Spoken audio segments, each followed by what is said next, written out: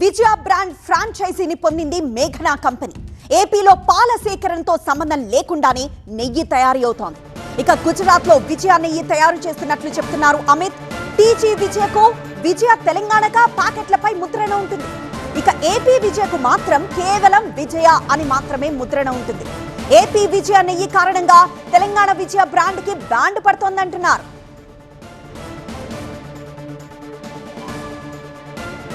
Private ఏజెన్సీకి విజయ franchise rights ఇవ్వడం వల్ల ఏం జరుగుతుందో చెప్పారు అమిత్ రెడ్డి. అసలు ఈ ఫ్రాంచైజీ ఎప్పుడొచ్చింది, ఎప్పటి నుంచి నెయ్యి ఇలా తయారవుతుందో కూడా చెప్పారు అమిత్. అది ఓసారి విందాం.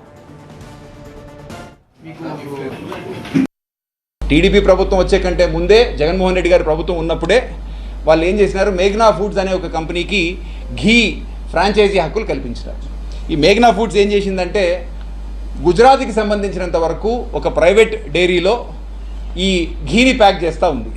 ఈ ఘీకి సంబంధించిన బ్రాండింగు తెలంగాణకి సంబంధించిన ప్యాకింగ్ ఒకటేలాగా ఉంటాయి అన్నమాట. రెండు కూడా విద్యా పేరు మీదనే అమ్మేదానికి ప్రయత్నం చేస్తూ ఉంటారు. తెలంగాణకి సంబంధించిన పాడి పరిశ్రమ సంస్థ విజయ తెలంగాణగా బ్రాండ్గా ప్రజల్లో ఉంది. కాకపోతే వీళ్ళు మటుకు ఫ్రాంచైజీ పొందినారు కాబట్టి ఆ ఫ్రాంచైజీ హక్కులను ఉపయోగించుకుంటూ ఎటువంటి రైతులతో సంబంధం లేదు. అసలు తెలుగు రాష్ట్రానికి సంబంధించిన రైతులతో సంబంధమే లేదు. ఎక్కడో గుజరాత్లో ఈ ఘీని ప్యాక్ చేస్తూ ఉన్నారు ఈ మేఘనా ఫుడ్స్. ఇక్కడ ఒక గోవింద్ అగర్వాల్ అని చెప్పేసి ఒక ప్రైవేటు వ్యక్తి ఉంటాడు. ఆయన ఏపీకి సంబంధించినంత వరకు కొంతమంది అధికారులతో లాలూచి పడి ఈ ఫ్రాంచైజీ హక్కులు పొంది అక్కడ గుజరాత్లో ఈ ఘీని తయారు చేస్తూ ఉన్నారు.